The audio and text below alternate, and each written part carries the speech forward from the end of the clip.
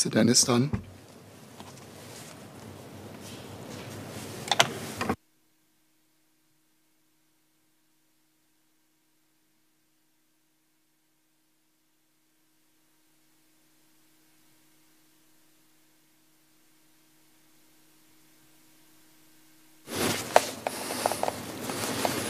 Mr. Speaker, nearly a year ago, this House acknowledged that climate change is a global emergency and a threat to mankind and calls the government, in partnership with the private sector, civil society, and the people of Singapore, to deepen and accelerate efforts to mitigate and adapt to climate change and to embrace sustainability in the development of Singapore. It could not have been timelier, as we have seen more effects of climate change materialize over the last year. At home, intense rainfall events in 2021 led to heavy flash floods. In the region, the floods in Malaysia and Typhoon Rai have led to hardship and suffering to the affected communities. Events remind us that climate change is at our doorstep.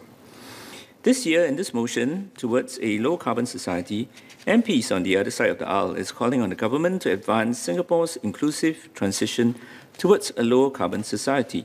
This builds upon last year's motion, as there were measures discussed such as enhancing green financing, creating green jobs, and strengthening corporate accountability. We, the Workers' Party, do not object to these measures. However, I'd like to push further. Our inclusive transition also needs to be just to address the unequal impacts of climate change. I would ask that this government throws its support behind a just transition, not just in words, but also in deeds. What is a just transition? This idea is advanced by the International Labour Organization, ILO, as a process towards an environmentally sustainable economy which needs to be well managed and contribute to the goals of decent work for all, social inclusion, and the eradication of poverty. To put it simply, it aims to address inequality such that no Singaporeans will be left behind and all can aim for a better future in the transition towards the green economy. Lest some in this House think a just transition is mere window dressing and holds no direct relevance to us, this very term can be found in the preamble of the 2015 Paris Agreement, of which we are a party to. The relevant paragraph notes, and I quote, "Taking into account the imperatives of a just transition of the workforce and the creation of decent work and quality jobs in accordance with nationally defined development priorities." End of quote. If nothing else, our manpower and development policy should adhere to the spirit of the Paris Agreement by trying to stay in line with its goal of keeping global warming or limiting temperature rises to 1.5 degrees Celsius, as reaffirmed by COP26 in Glasgow last November. This means that we need to ensure that green financing is not just catered towards greening the sources of energy, it needs to create value for our labour force. We need to ensure that we can prepare those working in our high carbon intensive industries, particularly those in the fossil fuel related sectors, for new green jobs. We need to ensure that corporate accountability is not just about reporting their greening efforts, but how they are ensuring their own green transition includes bringing the many workers within and not lead to mass retrenchments.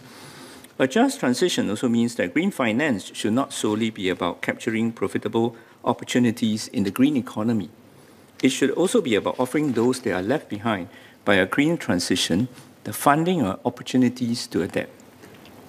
This should concern both those whose existing jobs and livelihoods are affected by transition away from polluting industries, as well as those at risk of the direct impacts of climate change. How do we achieve a just transition for all Singaporeans? This must be done in both words and deeds. Here I have a few suggestions for the government to consider. On words, I ask that the government review the COP26 Just Transition Declaration and consider supporting the said pledge and efforts. Putting social dialogue as well as rights at work at the centre of policies for strong, sustainable and inclusive growth and development for our workforce, and a commitment to this will give impetus to focus societal efforts on combating the global emergency that is climate change. This pledge also looks at supply chain development. Singapore as a shipping and logistics hub and a commercial centre can and should play an important part in the global supply chain's green transition. Second, on deeds, the average Singaporean worker must not only hear that we are doing the right thing, but also sees the concrete benefits from this move towards a low-carbon, sustainable economy. Clause 29B of the ILO Just Transition Guidelines also asks that governments, in consultation with social partners, and I quote, give particular attention to unemployed workers and workers at risk of unemployment in communities and industries affected by climate change, resource degradation, or structural change, including those in the informal economy, unquote. We need to help Singaporean workers in sectors who are being affected or will soon be affected by developments in the green economy. We need to look at how to prepare Singaporean workers to go into jobs which will be created in the green economy. Therefore, I ask that the relevant ministries and statutory boards work on a just transition roadmap for Singaporean workers, which can be at risk of displacement as the green economy develops. We should prioritize a roadmap for carbon-intensive industries such as petrochemicals and power generation. We can also look at ensuring a just transition for the labour force.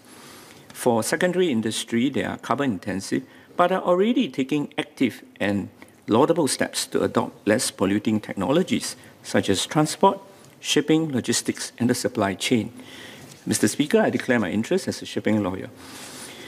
We should also consider a just transition roadmap to get our financial professionals to take on nascent green financing roles where there are growing opportunities. Such a just transition roadmap must be a key complement to the SG Green Plan 2030 on the green economy and be executed upon. This will ensure that value is not just accrued within businesses only, but an equitable share of the value created will directly benefit Singaporean workers. We can also kickstart stronger efforts on green upskilling. My parliamentary colleague, Mr. Jarrod Kiam, has previously called for extending the Special Employment Credit Scheme to provide time-limited wage support to all Singaporean workers while taking up their first job in the green economy. I wish to reiterate this call. In the vein of ensuring our talent pipeline remains robust, I also ask that all our agencies ensure that future upskilling programs and career conversion programs are created for and geared towards the green economy we aspire to, so that the value of the green economy can be directly captured by Singaporeans, both present and future. All these may require funding, of course, and the Workers' Party has welcomed carbon taxes. However, we will need to consider funding mechanism to properly channel carbon taxes toward the just transition measures. Here, the government can take reference from the EU's Just Transition Mechanism, which includes a Just Transition Fund offering financial support and technical assistance for most affected communities, such as low-income communities. Mr. Speaker, let me conclude. We in this House have seen robust exchanges on motions surrounding climate change and jobs. We have the opportunity here to hit two birds with one stone. Let us not waste it and seek a just transition for all Singaporean workers in the greener future we seek to achieve. Mr. Speaker, I support the motion.